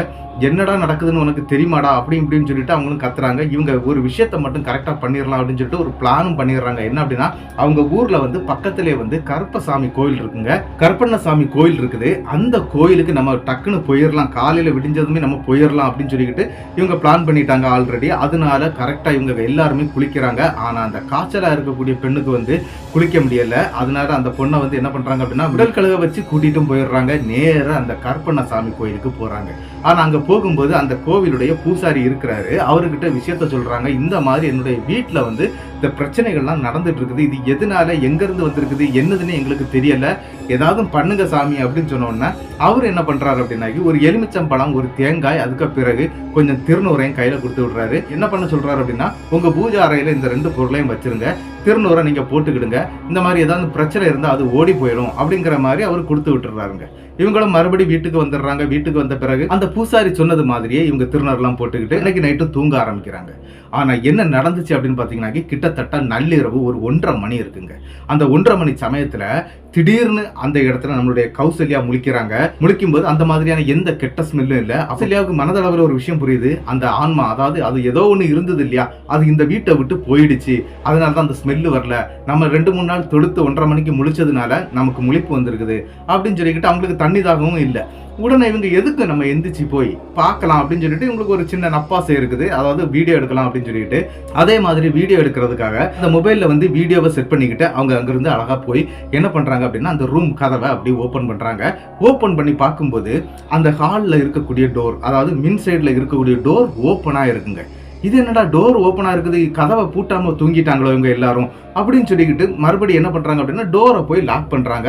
லாக் பண்ணிக்கிட்டு இவங்க அந்த பின்பக்கம் தானே அந்த சோபா செட் இருக்குது, அந்த சோபா செட்ல வீடியோ எடுத்து பாக்குறாங்க. அங்க எதுவுமே இல்லை. அப்படியே பார்க்கும்போது மாமனாருடைய ரூம் டோரும் ஓப்பன் ஆகி இருக்குங்க. என்னடா இவருடைய ரூம் டோரும் ஓப்பன் ஆயிருக்குதே அப்படின்னு சொல்லிக்கிட்டு டக்குன்னு அந்த டோரையும் ஓப்பன் பண்ணி பாக்குறாங்க. அப்படி பார்க்கும்போது தன்னுடைய அண்ணன் அங்க இல்லைங்க, அவங்க மாமா மட்டும் தூங்கிட்டு இருக்கிறாரு, அண்ணனை காணல. இவன் எங்கடா போன இந்த நேரத்துக்கு அப்படின்னு சொல்லிக்கிட்டு இவங்க வீட்டுக்குள்ள எல்லா இடமும் தேட ஆரம்பிச்சிடுறாங்க. பாத்ரூம் வரைக்கும் செக் பண்றாங்க. மறுபடியும் அத்தைக்கு ரூமுக்கு வந்துடுறாங்க. அதாவது அண்ணி படுத்திருக்காங்க இல்லையா, அந்த ரூமுக்கு வர்றாங்க. அந்த ரூமுக்கு வரும்போது ஒரு பேரதிர்ச்சி. என்ன அப்படின்னா, அந்த சுகம் இல்லாம இருந்தது இல்லையா ஒரு பொண்ணு, அந்த பொண்ணு அந்த இடத்துல காணலைங்க. இவங்களுக்கு அரண்டுறது என்ன அப்படின்னா, அண்ணனை காணல, அதே மாதிரி இந்த பொண்ணையும் காணல அப்படின்னு சொல்லிட்டு வேக வேகமா அவங்க அத்தையை எழுப்புறாங்க. அத்தையும் எழும்பிடுறாங்க. என்னமா ஆச்சு அப்படின்னு சொல்லும்போது, அங்க பாருங்க நம்ம பிள்ளைய காணல அப்படிங்கிற மாதிரி அந்த இடத்துல அந்த விஷயத்த சொல்ல அந்த அண்ணியும் எந்திரிச்சிடுறாங்க. எந்திரிச்சு பார்க்கும்போது உண்மையிலேயே காணல, என்னுடைய அண்ணனையும் காணல அப்படிங்கிற விஷயத்த அந்த இடத்துல சொல்றாங்க. சொன்ன உடனே டக்குன்னு எழும்பி போய் அவங்க மாமனாரையும் தட்டி எழுப்புறாங்க. அவரும் எழும்பிடுறாரு. எழும்பி பார்க்கும்போது 2 பேரையும் காணலைங்க. அப்பதான் கௌசல்யா விஷயத்த சொல்றாங்க. என்ன அப்படின்னா, நான் வந்து பார்க்கும்போது மாதிரி ஹாலுடைய ஃப்ரண்ட் டோர் ஓப்பன் ஆகிருந்தது. அவங்க வெளியே எங்கேயும் போயிட்டாங்களா அப்படின்னு சொல்லிட்டு பார்க்கலாம் அப்படின்னு சொல்லிட்டு வெளியே டார்ச் எல்லாம் அடிச்சு அந்த காம்பவுண்டுக்குள்ள சுத்தி பார்க்குறாங்க. கேட்டு வரைக்கும் ஓப்பன் ஆகிருக்கிறத பார்க்குறாங்க. என்ன அப்படின்னா, அந்த கேட் வந்து பூட்டு தான் பூட்டி வச்சிருப்பாங்க. சாவி வந்து வீட்டுக்குள்ள தான் இருக்குது. அந்த சாவியையும் காணலைங்க. இவங்களுக்கு புரிஞ்சிருது ஏதோ நடந்திருக்குது இந்த வீட்டுக்குள்ள அப்படின்னு சொல்லிக்கிட்டு வீடு ஃபுல்லா தேடிட்டாங்க, வெளியே தேடிட்டாங்க. பக்கத்துல இருக்கக்கூடிய மைத்துனருக்கு உடனே அவங்க மாமா கால் பண்றாரு. இந்த மாதிரி பிள்ளைய காணல, பையனையும் காணல, வாங்க தேடலாம்னு சொல்லிக்கிட்டு அந்த ஊர் ஃபுல்லா நள்ளிரவு நேரத்திலேயே தேட ஆரம்பிக்கிறாங்க. ரொம்ப தூரம் தேடுறாங்க. எங்க போனாலும் அந்த பொண்ணையும் அந்த பையனையும் காணலைங்க. அரண்டு போறாங்க. என்ன நடக்குதுன்னு தெரியலேன்னு சொல்லிக்கிட்டு அங்க இருந்து அவங்க அத்தை என்ன பண்றாங்க அப்படின்னா, நேர அந்த கருப்பண்ணசாமி கோயிலுக்கு போனாங்க இல்லையா, அந்த இடத்துக்கு ஓடுறாங்க. அந்த கோயிலை நோக்கி ஓடுறாங்க. ஓடி போய் அங்க இருக்கக்கூடிய பூசாரியை பார்க்கணும். ஆனா அந்த இடத்துல பூசாரி இல்லைங்க. பூசாரியுடைய வீடு எங்க இருக்குன்னு அவங்களுக்கு தெரியவும் செய்யாது. ஆனா என்ன நடக்குது அப்படின்னு பாத்தீங்கன்னா, தேடி போன தெய்வம் குறுக்கால வந்துச்சு அப்படின்னு சொல்லுவாங்க இல்லையா, அந்த மாதிரி ஒரு சம்பவம் நடக்குது. அந்த பூசாரி அங்க இருந்து நடந்து வர்றாருங்க. அந்த தெருவிலே நடந்து வந்துட்டு இருக்கிறாரு. அதை பாக்குறாங்க. பார்த்த உடனே ஐயான்னு சொல்லிக்கிட்டு இவங்க அந்த பூசாரியுடைய காலிலேயே விழுந்துடுறாங்க. விழுந்து, ஐயா இந்த மாதிரி நடக்குது ஐயா, நாங்க தான் உங்கள்கிட்ட சொன்னமே, எல்லாமே தலைகீழ் ஆயிடுச்சு அப்படின்னு சொன்னோன்னா அவரு வாமா நம்ம பாத்துடலாம் அப்படின்னு சொல்லிக்கிட்டு அவரு நேரம் அந்த கோயிலுக்கு வந்துடுறாரு. கோவில்ல வந்தவர் என்ன பண்றாரு அப்படின்னா, அங்க இருக்கக்கூடிய அருவா இருக்குங்க, கருப்பசாமியுடைய அருவா வந்து வெளியே நாட்டி வச்சிருப்பாங்க. அது என்ன அப்படின்னா, அந்த அருவாயை புடுங்க முடியாது. நம்ம போய் நிசாரமா புடுங்கலாம்னா அப்படி புடுங்கி ஒன்றும் வராதுங்க. ஆனா அந்த இடத்துல அந்த பூசாரி அந்த அருவாயை புடுங்கி கையில எடுக்கிறாருங்க. அதை எடுத்துக்கிட்டு அங்க ஒரு தீ பந்தம் வச்சிருக்கிறாங்க. அந்த பந்தத்தையும் கொளுத்துறாரு. கொளுத்திக்கிட்டு அந்த ஒரு ஜங்ஷன் வரைக்கும் வந்துடுறாருங்க. வந்துகிட்டு சொல்றாரு, நீங்க வீட்டுக்கு போங்க. அதாவது இவங்க வந்திருக்க எல்லாமே பொம்பளை பிள்ளைங்க தான் வந்து நிக்கிறாங்க. அதனால நீங்க வீட்டுக்கு போங்க, நான் உங்களுக்கு தகவல் சொல்றேன் அப்படிங்கறது மாதிரி சொல்லிக்கிட்டு அந்த நபர் வந்து வேறொரு பாகத்துல அப்படியே நடந்து அவர் போக ஆரம்பிச்சிடுறாருங்க. ஆனா அந்த ஊருக்குள்ள போய் தேடக்கூடிய ஆட்கள் வந்து பஸ் ஸ்டாண்டு அங்க இங்கன்னு தேடிட்டு இருக்கிறாங்க. அவங்களுடைய அந்த தேடல் கோணமே வேற மாதிரி ஆயிருது. என்ன அப்படின்னா, ஒருவேளை இந்த பையன் இந்த பொண்ணை லவ் பண்ணிருப்பானோ, மூத்த பெண்ணெல்லாம் லவ் பண்ணிட்டு இருக்கிறான், அப்புறம் எப்படி இந்த பிள்ளைய கூட்டிட்டு போயிட்டான் அப்படின்ட்டுலாம் ஒரு தப்பான ஒரு எண்ணத்தோட தாங்க இவங்க தேடிட்டு இருக்கிறாங்க. ஆனா என்ன நடக்குது அப்படின்னு பாத்தீங்கன்னா, ஒரு 3-3:30 மணி இருக்குங்க. அந்த நேரத்துக்கு என்ன நடக்குது அப்படின்னு பாத்தீங்கன்னா, இவங்க வெளியே போன ஆண்கள் எல்லாமே வீட்டுக்கு வந்துடுறாங்க. வந்து பிள்ளைய காணல, ஆனா அவன் பஸ் ஸ்டாண்டுக்கும் எங்கேயும் போகல அப்படின்னு சொல்லிட்டு இருக்கவே ஒரு சம்பவம் நடக்குது. ஒரு அதிபயங்கரமான சம்பவம். என்ன அப்படின்னா, அந்த வீட்டு வாசல், அதாவது கேட் இருக்கு பாத்தீங்களா, அந்த இடத்துல தீப்பந்தம் அருவாளோட அந்த பூசாரி வந்து நிக்கிறாரு. அந்த 2 பிள்ளைகளையும் அப்படியே அந்த வீட்டுக்குள்ள அனுப்பி விடுறாரு. உள்ள போங்க அப்படின்னு சொல்லிட்டு. என்ன அப்படின்னா, அந்த பூசாரியா வந்த நபர் யாரும் இல்லைங்க, அந்த கருப்பண்ணசாமி தாங்க அப்படி நேர்லயே வந்து இந்த நிகழ்வை நிகழ்த்தி இருக்கிறாரு. என்ன அப்படின்னா, அப்படியே கூட்டி கொண்டு அந்த இடத்துல விட்டுக்கிட்டு நீங்க 2 பேரும் உள்ள போங்க அப்படின்னு சொன்னார் இல்லையா, இவங்களும் அப்படியே நடந்து உள்ள வந்துடுறாங்க. உள்ள வந்த உடனே அந்த இடத்துல அவங்க அத்தை கௌசல்யா இவங்க எல்லாருமே நின்றுட்டு இருக்காங்க. அந்த குடும்பமே நின்றுட்டு இருக்குது. அப்படி நின்றுட்டு இருக்கும்போது அவங்க தான் பார்த்துருக்குறாங்க. என்ன அப்படின்னா, அவர் திரும்பும் போது பின்பக்கத்துல பயங்கரமான ஜடாமுடி இருந்திருக்குங்க. அதாவது கிட்டத்தட்ட அவருடைய தலையில இருந்து முதுகு பகுதி பாதி வரைக்கும் அந்த ஜடாமுடி இருக்கிறதையும் பாக்குறாங்க. ஆனா அந்த பூசாரிக்கு இந்த மாதிரியான ஜடாமுடி கிடையாதுங்க. அது அவங்களுக்கு நல்லாவே தெரியும். ஏன்னா அவரு வந்து லைட்டா இந்த அளவுக்கு தான் முடி வச்சிருப்பாராம். ஆனா இங்க வந்த நபருக்கு முதுகுக்கு கீழே வரைக்கும் அந்த முடி இருக்கிறத அப்படியே தத்ரூபமா பார்த்திருக்காங்க. இவங்க அரண்டு போயிடுறாங்க. வந்தது யாரு அப்படின்னு சொல்லிட்டு அரண்டு நிக்கும் போது அந்த கூட்டத்துல இருக்கக்கூடிய ஒரு மைத்துனர் தாங்க சொல்றாரு. என்ன அப்படின்னா, இது கருப்பசாமியா தான் இருக்கணும் அப்படிங்கறது மாதிரி சொல்றாங்க. அதாவது கருப்பண்ணசாமி கோயில்ல தானே இவங்க போய் முறையிட்டாங்க, அப்படியே தான் இருக்கணும், அவரு தான் வந்ததா இருக்கணும் அப்படிங்கிற விஷயம் எல்லாம் சொல்றாங்க. அங்க இருக்கக்கூடிய அந்த மைத்துனரான அந்த நபர் வந்து என்ன பண்றாரு அப்படின்னா, இந்த மாதிரி வந்துட்டு போறது கண்டிப்பா கருப்பசாமியா தான் இருக்கும் அப்படின்னு சொல்றாரு. என்ன அப்படின்னா, அவங்க ஊருக்குள்ள இந்த மாதிரி நிறைய சம்பவங்கள்ல அங்க இருக்கக்கூடிய கருப்பசாமி தலையிட்டதாட்டு நிறைய கதைகள் போயிட்டு இருக்குங்க. அதெல்லாம் வச்சுதான் அவர் அந்த மாதிரி சொல்றாரு. அந்த இடத்துல இவங்க கையெடுத்து கும்பிட அந்த நபர், அந்த பூசாரியாட்டு வந்த அந்த கருப்பசாமி என்ன பண்றாரு அப்படின்னா, ஒரு 4 ஸ்டெப்பு போய் அப்படியே மறைஞ்சு போயிடுறாருங்க. இது அவங்க கண் முன்னாடி அப்படி நேச்சரா நடந்திருக்குது. அவங்க அந்த இடத்துல பயப்படல. ஒரு தெய்வமே நமக்கு வந்து உதவி இருக்குது அப்படிங்கறது மாதிரி மனசுக்குள்ள நினைச்சுக்கிட்டு விட்டுறாங்க. ஆனா என்ன அப்படின்னா, இந்த 2 நபர்கள், அதாவது கௌசல்யாவுடைய அண்ணனும் சரி அந்த சின்ன பொண்ணும் சரி, அவங்க 2 பேரும் என்ன சொல்றாங்க அப்படின்னா, அந்த கேட்டு கிட்ட வர்றது வரைக்கும் எங்களுக்கு எதுவுமே தெரியாது அப்படின்னு சொல்றாங்க. என்னன்னா அவங்களுக்கு எல்லாமே பிளாங்கா இருந்திருக்குது. அந்த கேட்டு கிட்ட இருந்து அவங்க உள்ள போ அப்படின்னு சொன்னது வரைக்கும் அவங்களுக்கு தெரியலைங்க. அவங்க உள்ள வந்து அவங்க அம்மா அப்பா கிட்ட வரும்போது மட்டும்தான் இந்த விஷயமே அவங்களுக்கு தெரிஞ்சிருக்குது. நம்ம எங்கேயோ இருந்து வந்திருக்கிறோம், நம்ம குடும்பமே நமக்காக காத்துட்டு இருக்குது அப்படிங்கிற விஷயம்லாம் தெரிஞ்சிருக்குது. இவங்க நள்ளிரவு நேரத்தில் அங்கிருந்து, அதாவது இந்த வீட்டுக்குள்ள இருந்து எப்படி வெளியே போனாங்க, அவங்க எங்க போனாங்க, இந்த விஷயம் எதுவுமே அவங்களுக்கு தெரியலைங்க. சரின்னு சொல்லிக்கிட்டு அப்படியே விட்டுறாங்க. மறுநாள் என்ன நடக்குது அப்படின்னு பார்த்தீங்கன்னா, விடிஞ்ச உடனே அந்த கருப்பசாமி கோயிலுக்கு போறாங்க. அப்படி கோயிலுக்கு போகும்போது அந்த பூசாரி அங்க இருக்கிறாருங்க. அப்ப அந்த பூசாரி கிட்ட ஒரு விஷயத்த சொல்றாங்க. நேத்தைக்கு நைட்டு இந்த மாதிரி நாங்க சொன்னோமே, இந்த மாதிரி நீங்க வந்தீங்க இல்லையா, என்னுடைய பிள்ளைகளை வந்து வீட்டுல வந்து விட்டீங்க இல்லையா அப்படின்னு சொல்லும்போது அவர் ஒரு விஷயத்த சொல்றாரு.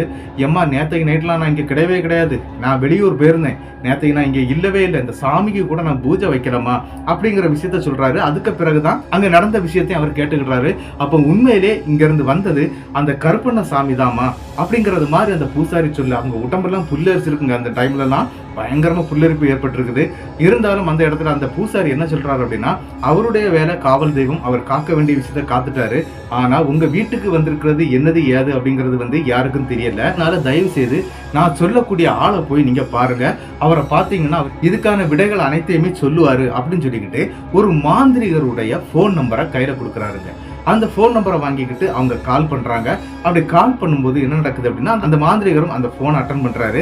அப்படி அட்டன் பண்ணி கேட்கிறாரு, என்னாச்சுமா அப்படின்னு சொல்லி கேட்கும்போது, இந்த மாதிரி ஒரு பிரச்சனை நடந்து முடிஞ்சிருக்குது, இந்த மாதிரி கருப்பண்ணசாமியே வந்து எங்களுக்கு உதவி பண்ணியிருக்கிறாரு அப்படிங்கிற விஷயம் எல்லாத்தையுமே அந்த மாந்திரிகர்கிட்ட சொல்ல, சரிம்மா நீங்க வீட்டுக்கு வாங்க அப்படின்னு சொல்லிட்டு அவருடைய அட்ரஸை கொடுக்குறாரு. ஆனா என்ன அப்படின்னா, இங்க இருக்கக்கூடிய எல்லாருக்குமே அங்க போக முடியாது அப்படிங்கிறதுனால நாங்க கார் அனுப்பி தரோம், நீங்க வந்துருங்க அப்படின்னு சொல்லிக்கிட்டு அந்த மாந்திரிகருக்கு ஒரு கார் அனுப்பி விடுறாங்க. அதே மாதிரி அந்த கார்ல அந்த மாந்திரிகரையும் கூப்பிட்டுக்கிட்டு வீட்டுக்கு வந்துடுறாங்க. வீட்டுக்குள்ள வந்த உடனே அவரு தாங்க ஒரு பெரிய சம்பவத்தை அங்க சொல்றாரு. என்ன அப்படின்னா, இந்த வீட்டுக்குள்ளாடி ஒரு பையனுடைய ஆன்மா, அது ஒரு இளைஞருடைய ஆன்மா தான் வந்திருக்குது.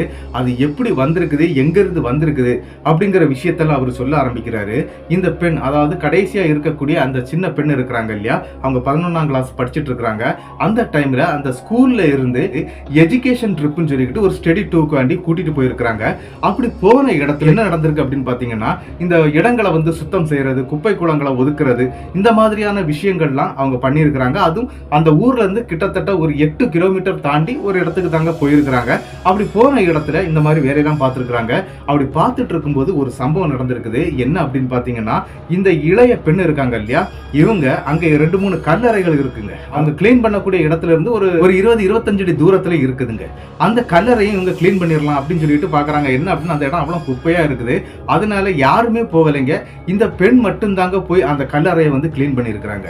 அப்படி கிளீன் பண்ண இடத்துல என்ன இருந்தது அப்படின்னு பாத்தீங்கன்னா, இறந்து போன 3 இளைஞர்களுடைய பாடியை அடக்கம் செய்யப்பட்ட இடம் தாங்க அது. அதாவது ஒரு ஆக்சிடென்ட்ல இறந்து போன பசங்களுடைய கல்லறை அப்படின்னு சொல்றாங்க. அந்த மாதிரியான ஒரு கல்லறை தான் இந்த பெண் போய் கிளியர் பண்ணியிருக்கிறாங்க. அப்படி கிளியர் பண்ணனால இந்த பொண்ணுக்கு மேல பயங்கரமான ஆசையோட அங்க இருக்கக்கூடிய அந்த இறந்து போன நபர்ல ஒரு நபருடைய ஆன்மா இந்த பொண்ணை பின்தொடர்ந்தாங்க வீட்டுக்கு வந்திருக்குது. அப்படி வந்தது மட்டும் இல்லாம என்ன பண்ணிருக்குது அப்படின்னா, இந்த பொண்ணுக்கு வந்து இந்த காய்ச்சல்னு சொல்லிட்டு இங்க ஹாஸ்பிட்டல் கொண்டு போயிட்டு இருந்தாங்க இல்லையா, அந்த காய்ச்சலை கொடுத்துக்கிட்டு இருந்ததே அந்த பையனுடைய ஆன்மா தான். அந்த பையனுடைய ஆன்மாவுக்கு வந்து இவங்க கண்ட்ரோல் பண்ண முடியாத அளவுக்கு தான் இருந்திருக்கிறான். ஆனா என்ன அப்படின்னு பாத்தீங்கன்னா, நம்மளுடைய கௌசல்யாவுடைய அண்ணன் வந்தார் இல்லையா, அவரு வந்த பிறகு அவங்களுடைய நட்சத்திர ராசி பலன் படி அந்த நபரின் மூலமாட்டு இந்த பொண்ணை கண்ட்ரோல் பண்ண முடியும் அப்படின்னு தெரிஞ்சுக்கிட்ட அந்த பையனுடைய ஆன்மா என்ன பண்ணிருக்கு அப்படின்னா, இந்த கௌசல்யாவுடைய அண்ணனுடைய உடம்புல ஏறிடுதுங்க. அப்படி ஏறினது மட்டும் இல்லாம இந்த பொண்ணையும் கண்ட்ரோல்ல எடுத்திருக்குது.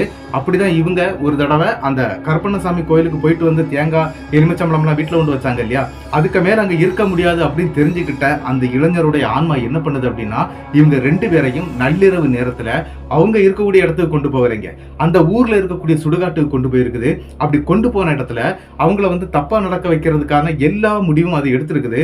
ஆனா அவ்வளவு நேரத்துக்குள்ளாடி அந்த இடத்துல இந்த கருப்பசாமி அப்படியே போய் நின்றுக்கிறாரு. அந்த கற்பனசாமி போய் நின்றுக்கிறாரு. அவர் கையில அருவாவும் தீகம்பத்தையும் பார்த்த உடனே அந்த இடத்துல இந்த ஆன்மா வந்து இவங்களை விட்டுக்கிட்டு அங்கிருந்து விலகி போயிருது. ஆனா என்ன நடக்குது, அப்படி கருப்பசாமி தன்னுடைய கண்ட்ரோல்ல இந்த 2 பசங்களையும் கையில எடுத்துடுறாரு. அதாவது வந்திருக்கிறது கருப்பசாமி தான் தெரியாத அளவுக்கு கண்ட்ரோல் பண்ணி கையில எடுத்துக்கிட்டு அப்படியே கூட்டிட்டு வந்து வீட்லயும் விட்டுறாரு. ஆனா அந்த ஆன்மா அங்கிருந்து ஓடிடுச்சு. ஆனா அது எங்க இருக்குன்னா இப்ப இந்த வீட்டுக்கு உள்ளதான் இருந்துட்டு இருக்குது அப்படிங்கறது மாதிரி அவர் ஒரு விஷயத்த சொன்ன உடனே அவங்க எல்லாருமே அரண்டு போறாங்க. என்ன அப்படின்னா, இவங்க தாத்தா பாட்டியுடைய ஆன்மா வந்து அந்த வீட்டுல தான் இருக்குது அப்படின்னு சொல்லிட்டு இருந்தாங்க இல்லையா, அவங்க என்ன பண்ணிருக்கிறாங்க அப்படின்னா இந்த பையனுடைய ஆன்மாவை வந்து எதிர்த்து நின்றுட்டு இருக்கிறாங்க. அப்படி எதிர்த்து நிக்கிறதுனால தான் நடந்திருக்கு அப்படின்னு பாத்தீங்கன்னா, இந்த கருப்பசாமி கரெக்டா அந்த கேட் வரைக்கும் வந்துகிட்டு இந்த தாத்தா பாட்டியுடைய ஆன்மா இருக்கு பாத்தீங்களா, அந்த ஆன்மா கிட்ட ஒப்படைச்சுக்கிட்டு அந்த சாமி போயிடுறாரு. ஏன்னா இனி அவங்களுடைய விஷயம் அவங்க பார்த்துக்கிட்டோம் அப்படின்னு சொல்லிட்டு போயிடுறாங்க. ஆனா இந்த தாத்தா பாட்டியுடைய ஆன்மாவால அந்த இளைஞருடைய ஆன்மாவை வந்து எதிர்க்க முடியல. ஏன்னா இளைஞருடைய ஆன்மா பலமாட்டே இருந்துட்டு இருக்குது. பலவீனமான ஆன்மாக்கள் வந்து அதுகிட்ட மோத முடியாம இருக்குது அப்படிங்கிற விஷயம் எல்லாத்தையுமே அந்த இடத்துல வந்த அந்த மாந்திரிகர் எடுத்து சொல்றாருங்க. அதை கேட்ட உடனே இங்க இருக்கக்கூடிய எல்லாருக்குமே அள்ளு விட்டுறதுன்னு சொல்லலாம். இருந்தாலும் அந்த மாந்திரிகர் இந்த பிரச்சனையை நான் முடிச்சு தர்றேன் அப்படின்னு சொல்லிக்கிட்டு அவங்க வீட்டுக்குள்ள ஒரு பயங்கரமான பூஜையை பண்ண ஆரம்பிக்கிறாருங்க. அதாவது கிட்டத்தட்ட அன்னைக்கு நைட்டே அந்த பூஜையை பண்றாங்க. அப்படி பூஜையை பண்ணும்போது யாருடைய உடம்புல வருது அப்படின்னா கௌசல்யாவுடைய அண்ணனுடைய உடம்புல தாங்க அந்த இளைஞருடைய ஆன்மா வருது.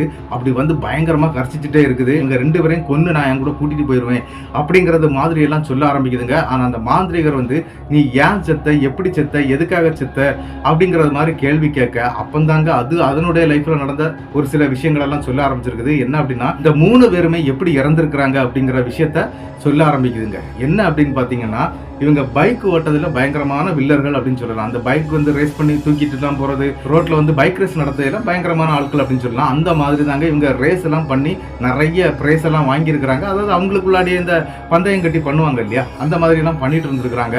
அதுல என்ன அப்படின்னு பாத்தீங்கன்னா, ஒரு நாள் ஒரு பைக் ரேஸ் பண்ணி இருக்கிறாங்க. அதுல வந்து இவங்க தான் பாஸ் ஆயிருக்கிறாங்க. அதுலயும் அந்த இறந்து போன அந்த பையனுடைய ஆன்மா சொல்லுதுங்க, அன்னைக்கு அவங்களுக்கு கிடைச்ச பரிசு கிட்டத்தட்ட ஒரு 10,000 ரூபாய் கிடைச்சிருக்குது. அந்த 10,000 ரூபாயை எடுத்துட்டு போய் நல்ல சரக்கு பார்ட்டி கொண்டாடி இருக்கிறாங்க. அதாவது 2-3 பேர் சேர்ந்து சரக்கு அடிச்சிருக்காங்க. அடிச்சுக்கிட்டு அதே ரேஸ் பைக்ல தாங்க இந்த 3 பேரும் சேர்ந்து வந்திருக்கிறாங்க. வந்தவங்க ரோட்ல வண்டி ஓட்டிட்டு வந்தவங்க ரொம்ப வேகங்க, பயங்கரமான வேகத்துல வண்டி ஓட்டி இருக்கிறாங்க. அந்த வேகம் வந்து இவங்களால கட்டுப்படுத்த முடியாம ஒரு டிப்பர் லாரியுடைய பேக் டயர்ல மாட்டிடுறாங்க. மாட்டி இந்த 3 பேரும் ஸ்பாட்ல இறந்து போயிருக்கிறாங்க. அப்படிதான் நாங்க இறந்துட்டோம், எங்களுக்கு என்னெல்லாமோ ஆசை இருந்தது, எந்த ஆசையுமே எங்களால நிறைவேற்ற முடியல, அந்த ஆசை எல்லாத்தையும் இந்த பையனுடைய உடம்பு நிறைவேற்றிக்கிடுவேன் அப்படிங்கறது மாதிரி எல்லாம் சொல்ல ஆரம்பிக்குதுங்க. அப்படியெல்லாம் ஒன்றும் பண்ண முடியாது தம்பி அப்படிங்கறது மாதிரி எல்லாம் சொல்லி அந்த மாந்திரிகர் வந்து அந்த ஆன்மாவை வந்து என்ன பண்ணிருக்கிறாரு அப்படின்னாக்கி ஒரு பாவை அப்படின்னு சொல்லுவாங்க. பாவைன்னு சொன்னா பொம்மைங்க, பொம்மையை வந்து கட்டையில செய்வாங்க. அந்த மாதிரி கட்டையில செய்து அதுல வந்து ஆணியால் அந்த பையனுடைய தலைமுடியை பிடிச்சு வச்சு அடிக்க ஆரம்பிச்சிருக்கிறாரு. கிட்டத்தட்ட ஒரு 21 ஆணிகள் வச்சு அடிச்சு அந்த 3 இளைஞர்களுடைய ஆன்மாவும் மாத்தி மாத்தி வந்திருக்குங்க. 3 இளைஞர்களுடைய ஆன்மாவையும் அந்த கட்டையில அடிச்சு தாத்துடுறாரு. தாத்தது மட்டும் இல்லாம அவங்க என்ன பண்றாங்க அப்படின்னா, அன்னைக்கு நள்ளிரவே அவங்க மைத்துனர்கள் 2 பேர் பக்கத்துல இருக்கிறாங்க அப்படின்னு நான் சொன்னேன் இல்லையா, அவங்களெல்லாம் கூப்பிட்டுக்கிட்டு அங்க இருக்கக்கூடிய ஒரு ஆத்தங்கரை பக்கம் போயிருக்கிறாங்க. ஆத்தங்கரையில போய் ஒரு பயங்கரமான ஒரு பள்ளத்தை தோண்டி இந்த கட்டையை அதுக்குள்ள வச்சு மூடிட்டாங்க. அதன் பிறகு இவங்க லைஃப்ல இந்த மாதிரி எந்த பிரச்சனையும் நடக்கல. இப்போ என்ன ஆயிட்டு அப்படின்னு பாத்தீங்கன்னா, கௌசல்யாவுடைய அண்ணன் வந்து அந்த மூத்த பொண்ணை கல்யாணம் பண்ணிட்டாங்க. 2வது பொண்ணுக்கும் கல்யாணம் முடிஞ்சிருச்சு. நம்மளுடைய கௌசல்யாவுக்கும் கல்யாணம் முடிஞ்சு திருச்சி மாவட்டத்துல தான் நான் இப்போ இருக்கிறேன் அப்படிங்கிற விஷயம் எல்லாமே நமக்கு அனுப்பி தந்திருந்தாங்க. என்ன அப்படின்னா, அவங்கள்ட்ட அந்த வீடியோவை பத்தி கேட்டிருந்தேன். அதாவது அவங்க அந்த வீட்டுக்குள்ள அந்த சோபா செட்ல உட்கார்ந்து இருந்த வீடியோ எடுத்திருந்தாங்க இல்லையா, அதை ஒன்று அனுப்பித்தாங்க அப்படின்னு கேட்டேன். அந்த டைம்ல நான் இந்த மாதிரி வீடியோக்கள்லாம் பார்க்கறது கிடையாது. கொஞ்ச நாள் வச்சிருந்தேன். அதுக்கப்புறம் அது எனக்கே கொஞ்சம் பேட் வைப் மாதிரி இருந்தது. அதனால நான் அதை அழிச்சிட்டேன், அதை டிலேட் பண்ணிட்டேன் அப்படிங்கறத மாதிரி சொல்லியிருந்தாங்க. இந்த சம்பவம் நம்மளுடைய கௌசல்யாவுடைய லைஃப்ல இந்த மாதிரி தாங்க நடந்து முடிஞ்சிருக்குது. இந்த சம்பவத்தை அனுப்பி தந்த நம்மளுடைய கௌசல்யாவுக்கு என்னுடைய பெரிய நன்றிகளை நான் சொல்லிக்கிறேன். இந்த சம்பவம் எப்படி இருந்துச்சு அப்படிங்கறத வந்து மறக்காம கமெண்ட் பாக்ஸ்ல கமெண்ட் பண்ணிட்டு போயிருங்க. இந்த சம்பவத்துக்கு மறக்காம ஒரு லைக்கை கொடுங்க. அது மட்டும் இல்லைங்க, மறக்காம உங்களுக்கு தெரியக்கூடிய அனைத்து நபர்களுக்கும் இந்த சம்பவத்தை ஷேர் பண்ணி விட்டுருங்க. மறக்காம சப்ஸ்கிரைப் பண்ணிக்கிட்டு பெல் ஐகானை தட்டுங்க. அடுத்த வீடியோவில் சந்திக்கும் வரை உங்களிடமிருந்து விடைபெறுவது உங்கள் நாகர்கோவில் நாகராஜன். நன்றி நண்பர்களே.